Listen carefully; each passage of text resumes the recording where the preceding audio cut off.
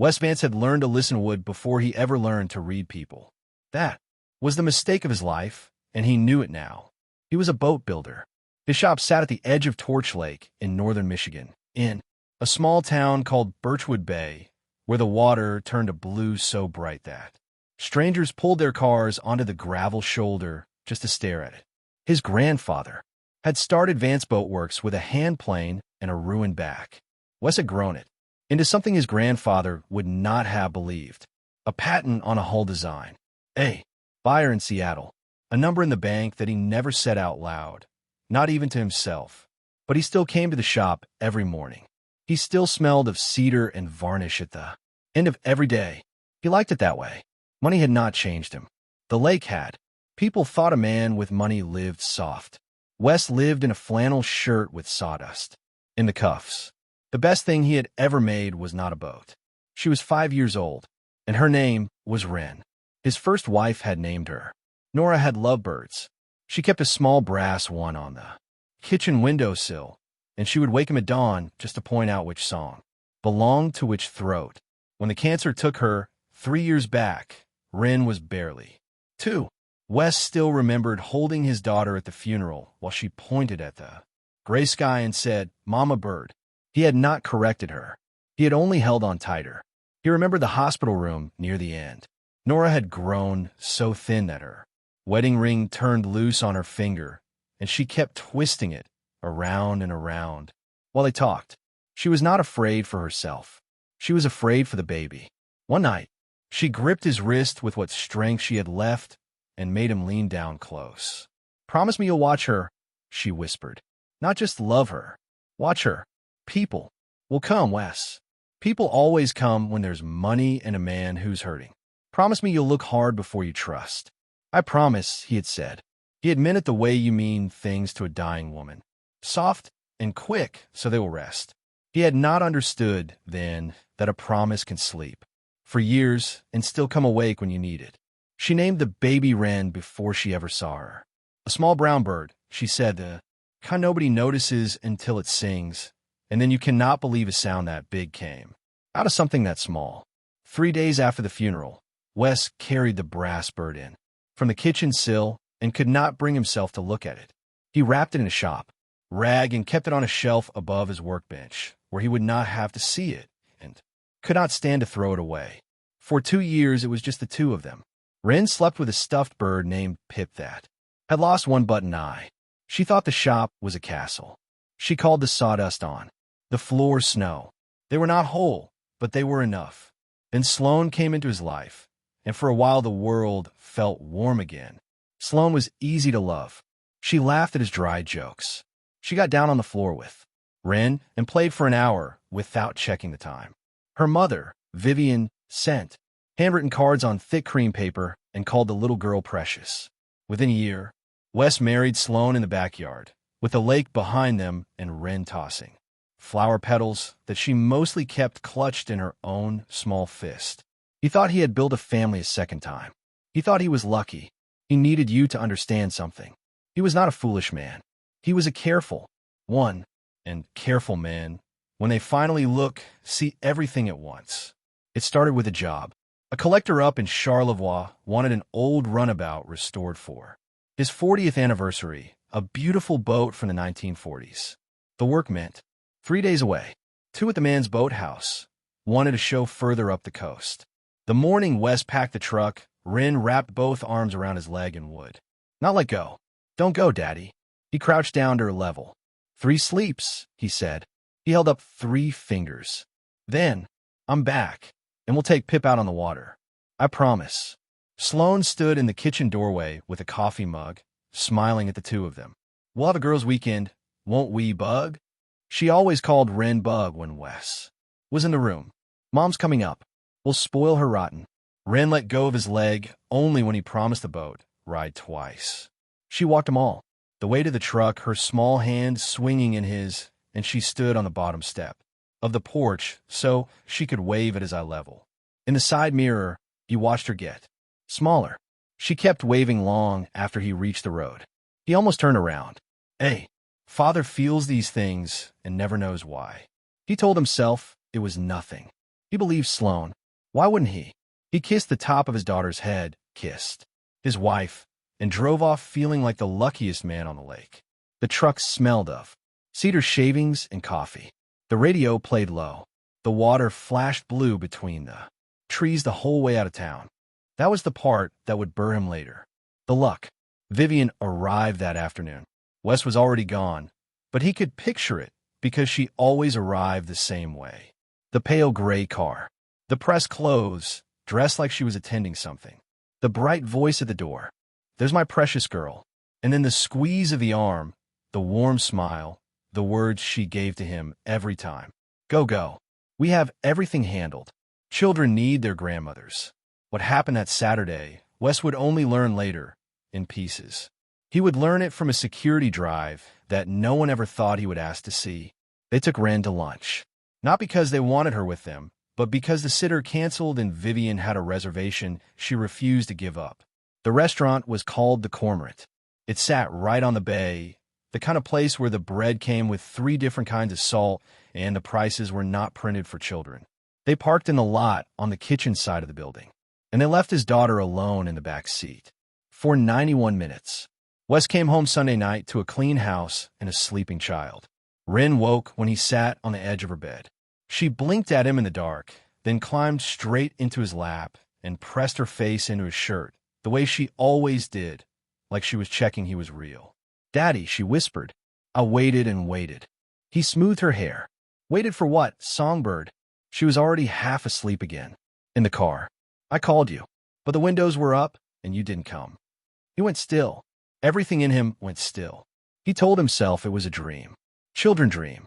He tucked the blanket under her chin, kissed her forehead, and breathed in. Her hair smelled faintly of warm vinyl and old sunlight. It did not smell like the lake she had not been taken to. In the kitchen, Sloane was pouring 2 glasses of wine. "She's exhausted," she said brightly. "Big weekend." She said something about a car. Wes said. Vivian did not stop stirring the pot on the stove. "Oh, that." Her voice was smooth as the cream paper she wrote her cards on. "We ran out to lunch, and the little one dropped right off at her seat. You know how she gets in the afternoon. We didn't want to wake her, so we let her sleep. We could see the car the whole time. She was perfectly fine, Weston. Don't go making a thing of it." Sloane slid a glass across the counter toward him. "She was asleep, babe. That's all it was." Wes took the glass. "Of course," he said. He even smiled. But he had spent his whole life listening for the one false note in a hull. The hairline crack you cannot see. The flaw that sings wrong when you tap it with a knuckle. And Vivian had just sung wrong. We could see the car the whole time. The dining room at the Cormorant faced the water. The parking lot faced the kitchen. You could not see one from the other. He knew that restaurant. He had proposed to Nora a mile from it. He did not sleep that night. He lay beside a woman who smelled of expensive perfume and listened to his own heart go slow and cold. At first light, he drove to Traverse City. He found a young manager named Emmett unlocking the patio chairs, and he asked, in the easy voice of a tired father, whether the restaurant kept security footage. His daughter had left a stuffed bird in the parking lot over the weekend, he said, and he wanted to see which space they had parked in. Emmett pulled it up in the back office without a second thought. Wes watched a silver car sit in the sun. He watched a small shape in the back seat go from still to moving to frantic. He watched 2 little hands press flat against the glass. He watched his daughter's mouth make a word he could read with no sound at all. "Daddy." The timestamp in the corner climbed. 91 minutes. And at the very end, 2 women walked out of the restaurant laughing, one of them fixing her hair in the reflection of her phone, and they got into the car and drove his crying child home. The office was small and warm and smelled of coffee and printer toner. Wes stood very still in front of the screen. He did not blink. He watched his daughter cry in silence for 91 minutes while a clock counted in the corner, and he matched each minute to where he had been. Sanding a deck rail, eating a sandwich on the dock, laughing at the collector's old jokes. Sleeping. He had been sleeping while she screamed. The thought went into him slow and deep, the way cold water finds the lowest place in a hull and sits there. Emmett glanced over. "Sir, you okay? Can you make me a copy?" Wes asked. His voice came out level and quiet. That surprised even him. 2 copies. He drove back along the bright water with the drive in his pocket. He did not speed. He did not shout. He felt a coldness settle into his chest and take a shape that he understood would never fully leave him. He did not go home and confront them. Confrontation was for men who wanted an apology. Wes did not want an apology. He had stopped wanting that the moment he saw his daughter's hands against the glass. He wanted everything they had. Here is what careful men know. A single cruelty can be an accident. A pattern is a choice. Wes had to find out which one he had been living inside. 2 years earlier, after a break-in down the road, he had wired the house with cameras. The front door, the back, the playroom, the kitchen. Sloan had complained that they were creepy, and to keep the peace, he had quietly stopped opening the app. He opened it now, alone in the boat shop, with the door bolted and the lake moving gray outside the window. He scrolled back through weeks of footage, then months. He watched his wife step around his daughter as if the child were a piece of furniture in the way. He watched Vivian pour Wren half a glass of milk and then take it back when the girl reached too quickly. Manners, the old woman said, or nothing. He watched Wren learn. That was the part that hollowed him out. He watched a 5-year-old teach herself to be small, to eat fast, to hide a piece of bread in her sleeve for later, to go silent the instant a key turned in the front door because the moment Daddy came home, the warmth switched on like a light. There's my bug. There's my precious girl. The performance was flawless. Wes had been the only audience that ever mattered, and for 2 years he had clapped. There was one clip he knew he would never delete. Wren sat alone in the playroom, holding Pip. She thought no one was watching. She lifted the little bird to her face and whispered to it. "It's okay," she told the toy. "Daddy likes us." She was practicing hope. She was teaching herself to believe she was wanted. There were other moments, smaller ones, that cut just as deep. Wren setting the table for 4 and being told to put her own plate back in the cupboard. Wren holding up a drawing and watching Sloan glance at it for half a second before turning away to her phone. Wren standing at the bottom of the stairs in the morning, waiting to be told she could come up like a guest in her own home. None of it left a bruise a doctor could find. All of it left a mark. Wes watched until his eyes burned, and then he watched more because he owed her that. He owed her every minute he had missed. He had been so proud of the family he thought he had rebuilt that he had stopped doing the one thing Nora begged him to do. He had stopped looking. He sat in his shop, surrounded by boats he had built to last 100 years, and he felt something inside him cool and harden into a shape that would last just as long. A man who married for love does not search his wife's phone. A man who has just watched his daughter beg through glass searches everything. Sloan was careful, but people who feel safe get sloppy, and she felt very safe. He found a second phone hidden in the lining of a travel bag in the guest closet. A cheap one. It held a single saved contact, marked only with the letter R. The messages were not hard to understand. A hotel in town, most Thursdays. He's at the shop until 7, plenty of time. And money. References to money that turned his stomach. Once the estate is sorted, we're set. Patience. The kid is the only thing in the way, and Mother is handling that. The kid is the only thing in the way. Wes set the phone down. He walked out to the dock and stood there in the cold wind until his hands stopped shaking. The lake was the color of slate. A loon called somewhere out past the point, that long, lonely sound that always made Nora stop whatever she was doing. He thought about going back inside and putting his hands around his wife's throat. He thought about it the way you think about stepping off a high ledge, a quick dark pull, there and then gone. He was not that man. He would not give them the gift of being able to call him the violent one. Whatever he did to them, it would be legal, and it would be permanent, and they would do most of the damage to themselves. He came back inside, photographed every message, and put the phone back exactly where he had found it, the lining folded the same way, the bag zipped to the same tooth.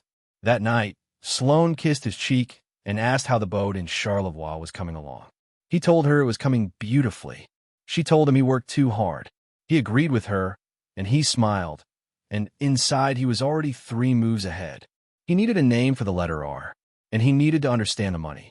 For the numbers, he called the one man on earth he trusted with them. Tate Okafor. They had known each other since community college. Tate had become a forensic accountant because, as he liked to put it, people lie, but spreadsheets don't. Wes sent him everything. The accounts, the photos of the hidden phone, every transfer he could find. Tate called back in 2 days. His voice was careful. Wes, you got money walking out the door. Small amounts. Steady.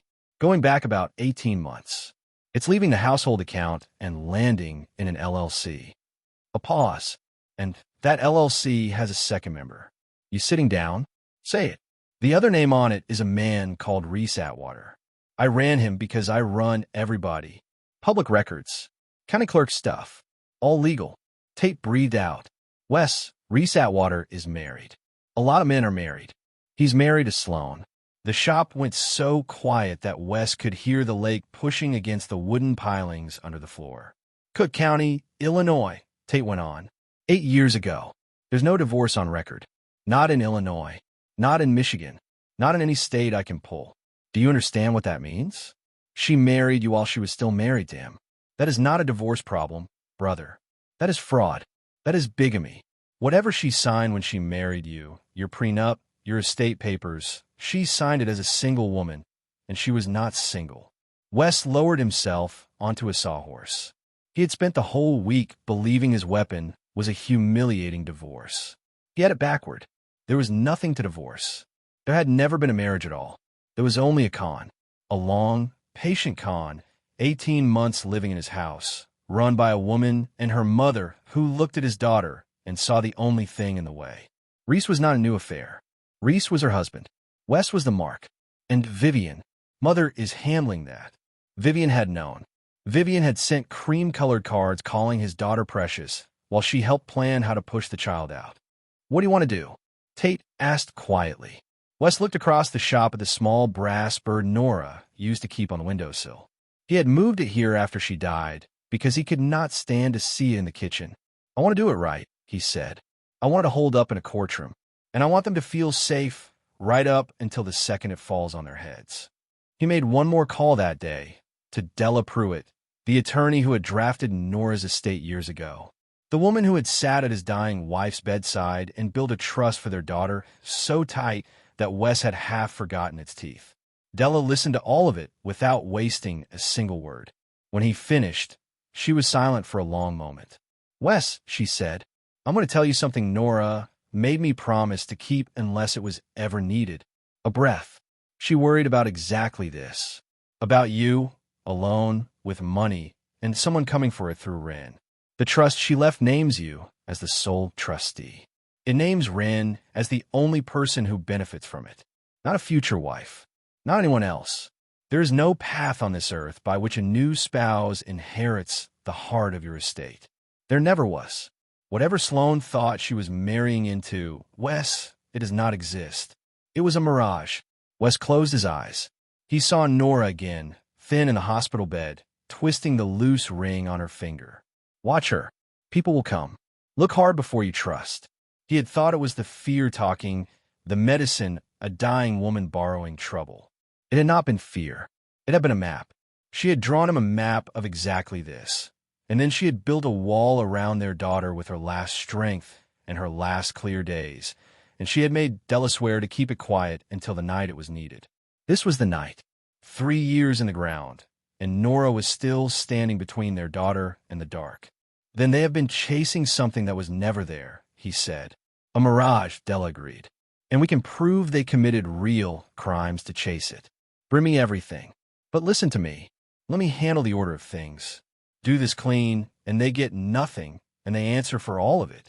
Do this angry, and you hand them a way out. Can you be patient a little longer? Wes thought of his daughter whispering to a one-eyed bird that her own father liked her. I'm a patient man, he said. I build boats. For 11 days, Wes Vance was the best husband Sloan ever had. He told her, over dinner, that the company in Seattle wanted to talk about buying his new hull patent. A bigger number than the first sale, he said. Much bigger. He watched the idea land behind her eyes like a hook setting in the mouth of a fish. He let her overhear him on the phone with Della, saying he needed to get the estate updated and everything in order before the sale closed. That night, Sloan cooked his favorite meal. Vivian announced she would extend her stay, just to help with the transition. They thought a door was finally swinging open for them. Wes was the one standing behind it, holding the handle. It was the hardest acting he had ever done. Every morning he sat across from Sloane at the breakfast table and passed her the coffee and asked about her day, and every morning a part of him screamed inside the quiet. She would touch his hand and call him babe, and tell him she had been thinking about a trip, just the two of them, somewhere warm once the sale closed. He would say that sounded nice. He would picture his daughter alone in a hot car. He would smile and butter his toast. One morning Vivian watched him over the rim of her cup a beat too long. "You seem different lately, Weston," she said. "Lighter. Big things coming," he said, and he held her gaze until she looked back down at her tea. She was a careful woman, too. He had to be more careful. He suggested a dinner. The four of them, plus Vivian, plus his attorney, just to walk through the new paperwork together. Sloane lit up. "A family thing," she said, reaching across the table to take his hand. "I love that. I really do. A family thing," he agreed. And he let her hold his hand, and he felt nothing at all. There was one part of those 11 days that was real. Every night, after the house went quiet, Wes went into his daughter's room and sat on the floor beside her bed. One night, she woke and found him there in the dark. "Daddy? Are you sad?" "No, Songbird. I'm guarding." "Guarding what?" "You," he said. "For now on. Always you." She fell back asleep, holding Pip in one arm and gripping his finger with her free hand. Wes sat on the cold floor until the window turned gray, and he did not feel sad. He felt ready. There is a difference, and that night, he learned it for good. He held the dinner at the house, in the dining room, where the cameras still ran. Della arrived in a plain dark suit, carrying a leather folder. Sloane wore something new and bright. Vivian wore pearls and her finest warm smile, as she patted Wes on the hand as she sat down. "This is lovely, Weston. Family. Planning for the future. It's all I have ever wanted for the two of you." Wes had sent Wren to his shop foreman's house for the night, with Pip and a box of pizza. He did not want his daughter to breathe one single molecule of what was about to happen in that room. He let them have 10 good minutes. Della laid out a folder, a dummy summary of the estate. Sloane leaned in to read the page, searching for the line where her name would finally appear. Vivian refilled her own wine and raised a glass. "To new beginnings." Then Wes set his phone on the table, face up, and pressed play. A silver car in the sun, a small shape moving in the back seat. Two little hands pressed flat against the glass. The timestamp climbing in the corner. 91 minutes. Two women walking out of a restaurant, laughing. Sloane's smile fell apart slowly, piece by piece. Vivian set down her glass without a sound. "Weston," the old woman started, "we already explained. You said you could see the car the whole time." Wes did not raise his voice. He had no need to. "The dining room faces the water. You parked on the kitchen side. You could not see her at all. You were not watching her. You forgot she existed." "It was a mistake," Sloane said quickly. The words tumbled out. "Babe, it was a terrible mistake. We feel awful about it. We hear is the second thing," Wes said, and he looked at Della. Della opened the real folder. When she spoke, her voice was flat and clear, the voice of a woman reading a verdict. "I'll be brief," she said. "We have copies of messages between Ms. Dorsey and a man named Reese Atwater. We have 18 months of transfers out of this household and into an LLC that the two of them control. And we have a marriage license. Cook County, Illinois, 8 years ago, between Sloane Dorsey and Reese Atwater. There is no record of a divorce in any state in this country." The room went silent again. Outside, the lake moved against the pilings, slow and steady. "Which means," Della continued, "that any marriage between you and Mr. Vance is void. You were legally married to another man the entire time. You signed financial and legal documents under a false marital status. That is fraud. The bigamy is a felony in this state. And the money is a separate matter, which has already been referred to people who handle that sort of thing." For a moment, no one spoke. Sloane's eyes moved from the phone, to Della, to the leather folder, and finally to Wes, and Wes watched her do the math. He watched her understand that the loving husband of the last 11 days had been a man building a case. The color left her face by slow degrees, the way water drains from a tilted glass. "How long?" she said. Her voice came out small and flat. "How long have you known?" Long enough, Wes said. I watched you teach my daughter to be afraid of a door opening. I sat in my own shop and watched it on a screen. You want to know the worst part? She still drew you in the family picture. She still wanted you to love her. That's what you threw away for a hotel room and a man who already sold you out. Sloane's mouth opened. Nothing came out of it. Vivian rose from her chair, pearls and all. You have no idea what you are. Sit down, Wes said. He had never spoken 2 words so quietly in his life, and he had never watched a person obey so fast. The old woman sat. He turned to Sloane. He made himself look at her, all the way, with nothing in his face for her to hold on to. You called my daughter the only thing in the way, he said. You wrote that to him, about a 5-year-old girl. He let it hang in the air. There was never any money waiting for you. Nora made sure of that 3 years ago. Everything goes to Wren. Only to Wren. You ran a con for 18 months chasing something that was never on the table. You left a baby in a hot car for the sake of a lunch reservation. And you did all of it to a man who builds things to last. Sloane began to cry. Real tears, maybe. Fear is real even when love is not. Wes felt nothing move in him. That was when he knew the cold had finished its work. People always asked, at the end of stories like this, whether he forgave them. He did not. And he made certain the world did not forgive them either. He started with the smallest thing, the thing they thought he would let slide. The car. 91 minutes in a hot vehicle is not a parenting slip in the state of Michigan. It is child abuse. It is endangerment. And he had it on video, time-stamped, with a restaurant manager willing to stand up and say what he saw. Wes filed. The prosecutor watched 10 seconds of 2 small hands against the glass and stopped the tape. Both women were charged. Sloane and Vivian. The grandmother who had mailed cards on thick cream paper calling his daughter precious was fingerprinted in a county building with her pearls sitting in a plastic tray. Then came the fraud. Bigamy was a felony. So was 18 months of theft, dressed up inside an LLC, signed under a marriage that was a lie from the first day. Tate's file was so clean that the prosecutor barely had to build a thing. Sloane had committed bigamy, larceny, and fraud against the same man in the same house while raising her con around his child. There is no version of that you plead down to community service. Reese flipped before the ink was dry. He gave them everything to save his own skin. The messages, the plan, the timeline, the part where Sloane said the quiet sentence out loud. The kid is the only thing in the way.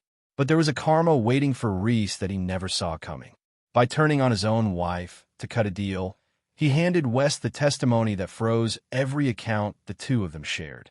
The money they had stolen to be set was clawed back through the courts, every dollar of it, with interest and fees stacked on top, until the LLC was not a nest egg anymore. It was a debt. Reese walked out of the courthouse a free man and a broke one. And the first thing his freedom bought him was a restitution order he would be paying until his hair turned white. Sloane went to prison. Not a long stretch by the measure of violent men, but long enough. Felony bigamy and fraud stacked together, with the child endangerment count riding on top. The judge, a woman who had raised 3 children of her own, read the sentence while the parking lot footage played one final time on the courtroom screen. Sloane looked back at Wes from the defense table and mouthed his name, the way she used to when she wanted something from him. He held her gaze until she stopped.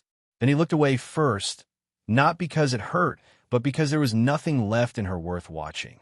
She walked out of his life with no house, no name on any paper of his, a record that would follow her through every door for the rest of her life, and a husband named Reese who had already proven he would trade her for a softer sentence.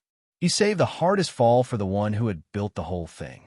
Vivian, her entire life had been the appearance of being a good family. The cards, the pearls, the reservations, the friends who believed she was elegant. So Wes let the appearance die in public. The conviction was a matter of record now. And in a small town where everyone lunches at the same 3 places, a record travels faster than any rumor. The country club let her membership quietly lapse. The charity board where she had sat for years sent a short and final letter. The restitution judgment forced the sale of the pale gray car, and then the condo she had bragged about for a decade. At 66 years old, Vivian moved into a single rented room 2 towns over. Convicted, broke, and finally, accurately, known for what she was. She wrote him one letter. "Weston, please. I am an old woman. I have nothing left." He did not write back.